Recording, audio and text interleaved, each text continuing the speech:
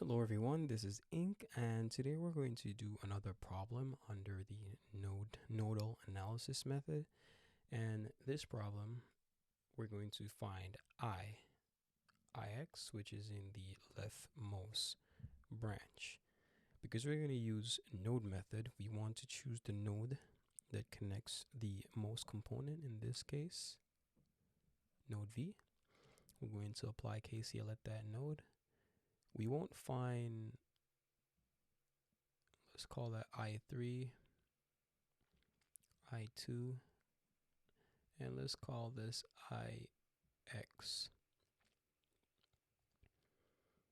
Applying node method, we indicate that by saying node V, and then we say that V, which is node V, minus the 16 volts, and we can always reference is 0 volts. The only time we use reference is whenever we don't have, the only time we use the ground is whenever we don't have a voltage source on the branch that we're dealing with. So here we'll use the 16 volt as reference with the V and 12 with the reference with the V. In this middle branch, we're going to use ground, 0 volts.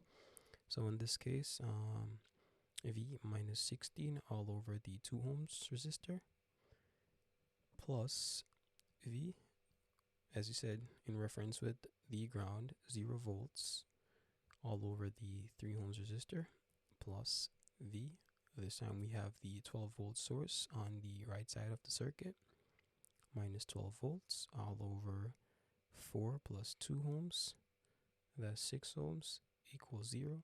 And always we remember that the algebraic sum of current entering a node in a circuit is always going to equal to 0. So basically there's going to be a current coming here, and a current coming here, which is going to equal to 0.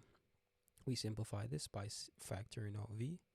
Then we have 1 over 2 plus 1 over 3 plus 1 over 6 minus 16 over 2 minus 12 over 6 equal to 0.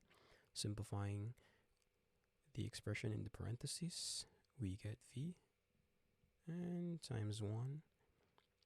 Negative 16 over 2 minus 12 over 6 is equal to negative 10 equals 0. So the voltage at V is going to equal to 10 volts. Now we have the voltage at V. We find Ix by using the KCL expression from the node equation. However, notice that in the circuit drawn at the node V, Ix flows opposite. Common Ix, which is the smaller I, flows opposite to the larger Ix, and we want to find capital Ix. So capital Ix is going to equal to negative V minus 16. That's in the left branch of the circuit, all over that 2 ohms resistor. So in this case, we have negative 10 plus 16, which is equal to 6 all over 2. This is equal to 3 amperes. So Ix in this case is equal to 3 amperes. We use a negative because graphical representation, I normally use node V, and this is the common Ix and capital Ix. Notice that they flow in opposite direction, so we incorporate the negative sign to give a positive answer. And that's it. See you in another problem. Bye.